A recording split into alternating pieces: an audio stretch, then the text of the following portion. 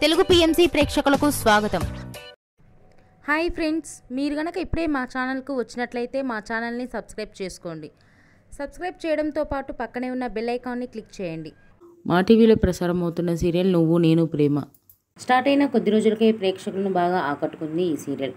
ఈ సీరియల్లో హీరోగా స్వామినాథన్ అనంతరామన్ విక్రమాదిత్య పాత్రలో స్టైలిష్గా నటిస్తున్నాడు.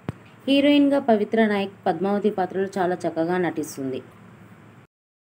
తాజాగా పద్మావతి తన లేటెస్ట్ ఫొటోస్ని అభిమానులతో పంచుకుంది. ఆ ఫొటోస్ని మనం కూడా చూసేద్దాం.